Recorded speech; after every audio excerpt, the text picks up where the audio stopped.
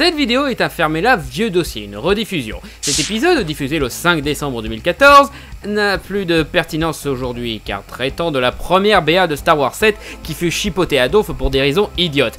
Et ces critiques ont été totalement oubliées quand le film est sorti, donc... ouais, c'est pas le plus actuel des épisodes. Mais bon, c'est le premier épisode de la longue série de Fermez-la sur la saga Star Wars, donc elle a bien sa place dans l'histoire de l'émission. Mais enfin, bonne vidéo à tous. Attention, la vidéo qui suit contient un petit corps sur lunettes qui gueule beaucoup. Suivant le vieux principe de critique colérique, le présentateur fait mine d'imposer son avis alors qu'en fait il ne fait que le partager en surjouant la colère, dans le cadre d'une émission à but informatif mais aussi comique. Si vous êtes trop sensible des tympans ou du second degré, matez-vous plutôt une vidéo de chat. Merci beaucoup. Petit connard.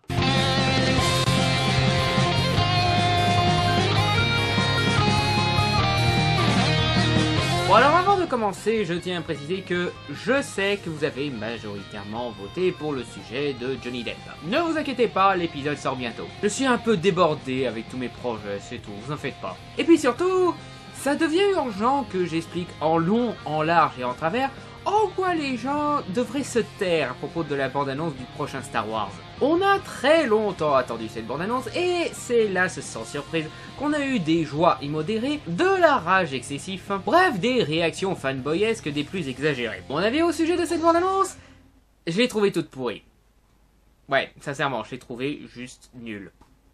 Ah, ne vous y prenez pas, je suis sûr que le film sera excellent, j'ai toujours confiance en l'équipe et j'ai hâte de voir ce que va donner le film. C'est juste que la bande-annonce en elle-même, je l'ai trouvée nulle. Absolument aucune émotion n'en sort, c'est limite une démo technique plus qu'une bande-annonce. Elle ne fait que confirmer que la production design est soignée.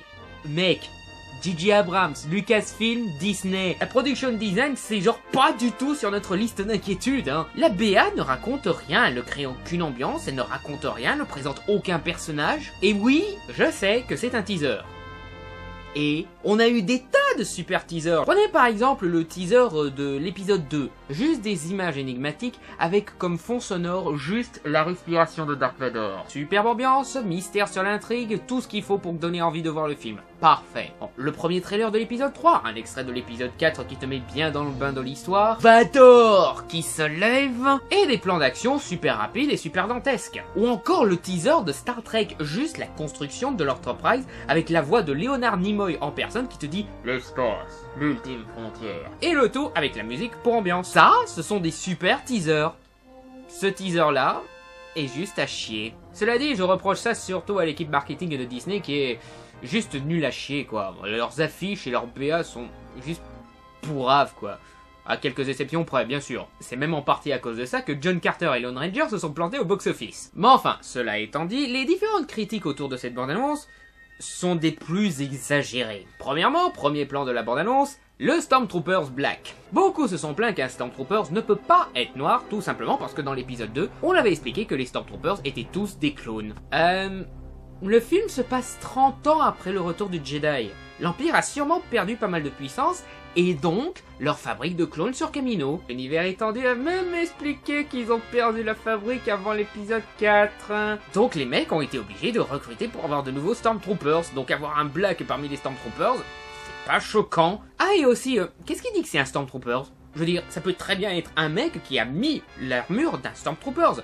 Vous savez, comme Luke et Yann dans l'épisode 4. On n'a pas de contexte dans cette bande-annonce, donc ça sert à rien de massacrer le choix d'avoir pris un Black pour un Stormtroopers. Parce qu'on n'a rien qui prouve quoi que ce soit. Ah et aussi, de ce que je me souviens, les clones étaient de toute façon pas mal bronzés. Je veux dire, ils avaient un teint assez arabe ou indien. Mais le point qui montre à quel point les rageux de cette bande-annonce sont des gros cons, ce sont ceux qui laissent suggérer qu'ils ne veulent tout simplement pas un Black comme héros de la saga Star Wars. C'est juste du racisme à ce stade. C'est comme dire que le Hobbit est nul parce que Thorin est brun. C'est juste un trait physique qui n'a aucune importance. Ce qui compte vraiment, c'est le personnage et le talent de l'acteur. C'est tout. Et de ce que j'ai vu, l'acteur est très bon dans Attack on the Block, donc merde. Et puis flûte, c'est le troisième Black de la saga, quoi. Et les deux précédents, à savoir Lando Calrissian et Mace Windu, sont parmi les personnages les plus cool de la saga. Donc, encore une fois, merde. Ensuite, l'autre point qui montre que les mecs s'acharnent sur cette bande-annonce et cherchent absolument un truc à critiquer, c'est le faux raccord. entre guillemets, parce que c'est une bande-annonce. Il n'y a pas de raccord dans une bande-annonce, c'est juste un enchaînement de plans qui, la plupart, n'ont aucun lien entre eux. Juste pour donner un maximum d'énergie et de spectacle en 88 secondes. Critiquer un faux raccord dans une bande-annonce est tout simplement stupide. Encore plus stupide que de se plaindre d'un Stormtroopers noir. Parce qu'encore une fois, le faux raccord peut être très simplement supprimé par le contexte du film. Peut-être qu'une partie du véhicule rentre dans l'autre, ce qui explique pourquoi on voit telle partie dans un plan mais pas dans l'autre. Ou peut-être tout simplement que les FX ne sont pas terminés et donc on verra la partie métallique du véhicule sur le premier plan pour qu'il n'y ait plus ce faux raccord. Le film a fini son tournage il y a même pas un mois quoi. Et enfin, la troisième critique incroyablement exagérée, c'est bien sûr le sabre laser avec la garde laser. Beaucoup trouvent ce sabre trop stupide, pas pratique du tout parce que c'est un coup à se couper les doigts ou quelque chose. Ouais, le double sabre laser de Dark Maul avait l'air pas super pratique. Et pourtant, Dark Maul manie ce sabre sans aucun problème. Les Jedi et les Sith customisent leur sabre en fonction de leur technique de combat. Si le mec il a mis une garde sur son sabre, c'est probablement parce qu'il a appris une technique qui lui permet de tirer avantage d'une garde laser. Imagine, t'es sabre contre un mec. Tu approches légèrement ton manche de celui de ton adversaire, et ensuite tu tournes, et hop, le mec il a plus de doigts et plus de sabre, et ensuite tu l'achèves facilement. Et ce n'est qu'un exemple, imagine toutes les techniques qu'il peut sortir avec cette garde laser. Je veux dire, tous les Sith et les Jedi n'utilisent pas leur sabre comme Obi-Wan en faisant des tours sur leurs mains, bien entendu que dans ce genre de cas ça va lui couper la main. Mais on n'a pas vu la technique du combat du mec. Comment on peut dire que ça va pas être pratique? Ou peut-être tout simplement que le mec utilise une source d'énergie supérieure pour son sabre, tellement puissante que pour éviter que son manche explose, il doit ajouter des petits trucs d'aération, ce qui fait du coup une garde laser. Et encore une fois, il n'y a pas de contexte, donc rien qui nous permet de dire que c'est débile. C'est typiquement le genre d'information qu'on ne peut pas critiquer juste avec la BA, et pourtant vous agissez comme si on venait de révéler les midi-chloriens quoi. Et oui, j'ai vu pour l'image qui proposait de relever un petit peu la garde pour que ce soit plus pratique, mais encore une fois, on n'a aucune idée de la technique du mec. Si ça se trouve, le mec il a une technique qui nécessite d'avoir une garde laser droite. Ah, et aussi, détail assez marrant, un sabre laser avec une garde laser, c'était dans l'univers étendu ça. Ouais, vous arrêtez pas de vous plaindre que le film ne va pas respecter l'univers étendu, alors que les nouveaux films doivent avant tout respecter le canon des films précédents. Et puis tant mieux, j'ai envie de dire. L'univers étendu est un tel bazar cosmique, on dirait parfois un rassemblement de fanfics qui n'arrivent pas de se contredire quoi. Mais maintenant c'est d'un élément sorti de l'univers étendu que vous vous plaignez. Non mais vous voulez quoi à la fin les haters? Vous avez de vraies raisons de vous plaindre ou c'est juste que vous prenez votre pied à prendre une posture scandalisée face à des tas d'internautes?